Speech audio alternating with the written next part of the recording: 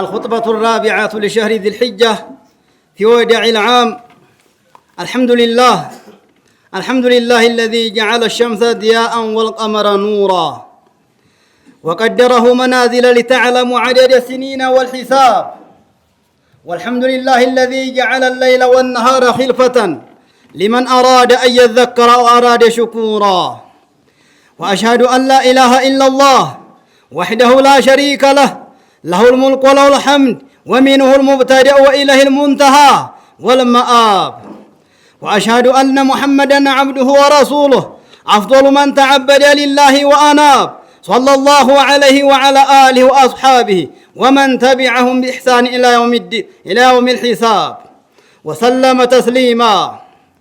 أما بعد، فيا إخوة الإسلام، فيا أيها الناس، اتقوا الله تعالى وتصبروا في هذه الأيام والليالي، فإنها مراحل تقطعونها إلى الدار الآخرة حتى تنتهوا إلى آخر سفركم. وكل يوم يمر بكم فإنه يبعدكم من الدنيا ويقربكم من الآخرة. فطوبى لعبد اغتنم فرصها بما يقرب إلى مولاه، طوبى لعبد شغلها بالطاعات وتجنب العصيان، طوبى لعبد اتعظ بما فيها من تقلبات، طوبى لعبد استدل بتقلباتها على ما لله فيها من الحكم البالغة والأسرار. قال الله تعالى: يقلب الله الليل والنهار إن في ذلك لعبرة لأولي الأبصار. إخواني، ألم تروا إلى هذه الشمس كل يوم تطلع من مشرقها وتغرب في مغربها، وفي ذلك أعظم الاعتبار، فإن طلوعها ثم غيوبها إذان بأن هذه الدنيا ليست دار قرار، وإنما هي طلوع ثم غيوب ثم زوال. ألم تروا إلى هذه الشهور تهل فيها الأهلة الصغيرة كما يولد الأطفال ثم تنمو رويدا كما تنمو الأجسام، حتى إذا تكامل نموها أخذت بالنقص والإضمحلال. وهكذا عمر الإنسان، سواء فاعتبروا يا أولي الأبصار. ألم تروا إلى هذه الأعوام تتجدد عاما بعد عام، فإذا دخل العام الجديد نظر الإنسان إلى آخره نظر البعيد، ثم تمر به الأيام سرعا فينصرم العام كلحم البصر، فإذا هو في آخر العام. وهكذا عمر الإنسان يتطلع إلى آخره تطلع البعيد، فإذا به قد هاجم عليه الموت. قال الله تعالى: وجاء سكرة الموت بالحق ذلك ما كنت منه تحيد. فإذا هرم الإنسان سويوكو تلسو بارج وقب تقبط بوهالا وشاب تشبت بوهالا ضعفت القوة وفترت العزيمة. ጉልበቱ ትደክማለች አሉ ነብያችን አለይሂ ሰላቱ ወሰለም። ሁላችንም ተባሰልን እንግዲህ ወደዛው ሻይብ ማለት ሻብ ማለት ሻበቶ ማለት ነው። ሱብሃንአላህ። እና መውት እየቀረበን ነው። ዱንያን ደግሞ እየራቅናት ነው የምንሄደው። አሁን መውት ደግሞ እየቀረበን ነው ወደኛ።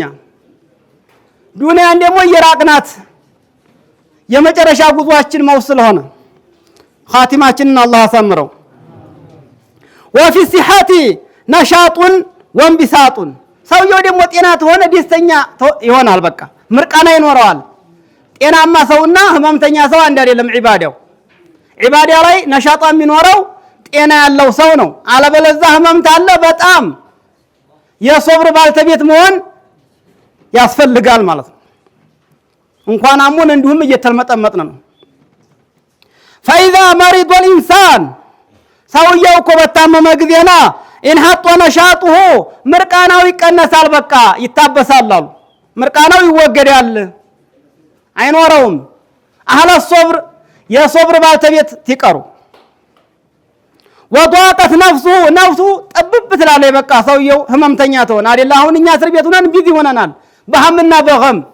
اللهم فرجنا همومنا وغمومنا يا الله، اللهم فرجنا كروبنا يا الله። እንደው ጭንቀትን ሁሉ አላህ ያስወግድልን።